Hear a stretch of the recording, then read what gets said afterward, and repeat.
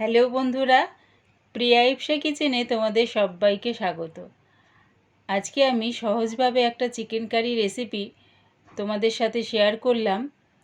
এই রেসিপিটা যারা চাকরির জন্য বা পড়াশোনার জন্য বাইরে থাকো তাদের কাছে খুব হেল্প হবে। রেসিপিটা ভালো লাগলে বন্ধু ও আত্মীয়দের মধ্যে শেয়ার করে দিও। আমার নতুন বন্ধুদের কাছে অনুরোধ রইল, প্লিজ আমার চ্যানেলটিকে সাবস্ক্রাইব করে দিও। এখানে আমি 750 মতন চিকেন নিয়ে নিয়েছি। চিকেনটা ভালো করে ধুয়ে নিয়েছি। এবারে মাংসটা আমি যে পাত্রে রান্না করব সেই পাত্রেই ঢেলে দিলাম। দিচ্ছি এর মধ্যে 2টো পেঁয়াজ পেস্ট করে নিয়েছি, সেটা দিয়ে দিলাম 2টো টমেটো পেস্ট, হাফ চামচ হলুদ গুঁড়ো, 1 চামচ জিরের গুঁড়ো, 1 চামচ ধনের গুঁড়ো, আন্দাজ করে লঙ্কার গুঁড়ো, যে যেরকম ঝাল খাবে সেই অনুযায়ী লঙ্কার গুঁড়োটা ব্যবহার করো। দিলাম 1 চামচ আদার পেস্ট, রসুনের পেস্ট 1 চামচ, 2টো মাঝারি সাইজের পেঁয়াজ কুচিয়ে নিয়েছি, সেটা দিয়ে দিলাম।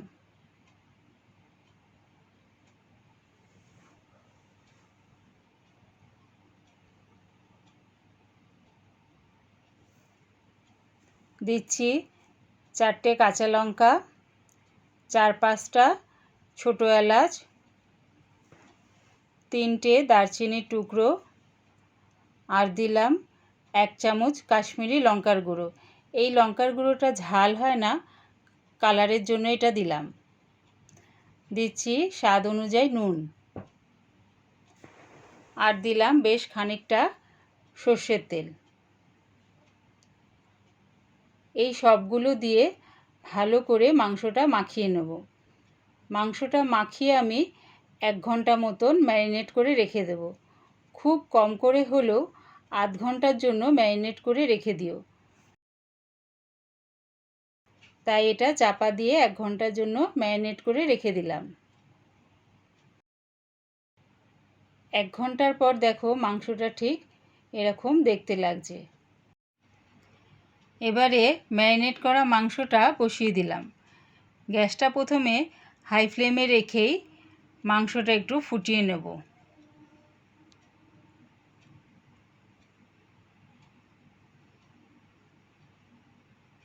দেখো মাংসটা ফুটে গেছে। এবারে মাংসটা একটু নাড়িয়ে চাড়িয়ে দিচ্ছি।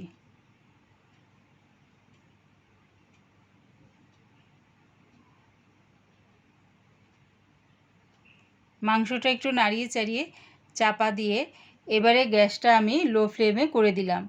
পুরো রান্নাটাই আমার লো ফ্লেমেই হবে এবং চাপা দিয়ে। মাঝে মাঝে চাপাটা খুলে একটু নাড়িয়ে চাড়িয়ে দেব। দেখো মাংসের থেকে কতটা জল বেরিয়েছে। আলাদা করে কিন্তু মাংসের মধ্যে আমি জল ব্যবহার করিনি।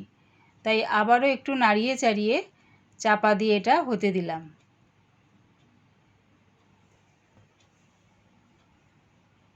পনেরো মিনিটের পর আবার চাপাটা খুলে দেখে নিচ্ছি। আবারও একটু মাংসটা নাড়িয়ে চাড়িয়ে দিচ্ছি।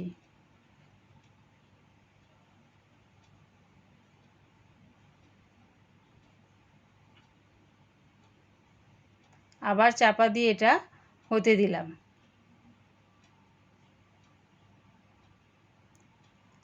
আবার 10 মিনিটের পর মাংসটা একটু নাড়িয়ে চাড়িয়ে দেব। মাংসটা প্রায় হয়েই এসছে। আবারও একটু চাপা দিয়ে এটা হতে দিলাম। 5 মিনিটের পর চাপাটা খুলে এবারে দেখে নিচ্ছি। দেখো মাংসটা আমার হয়ে গেছে, রেডি হয়ে গেছে আমার চিকেন কারি। যে যেরকম গ্রেভি রাখবে সেই অনুযায়ী মাংসটা নাবিও।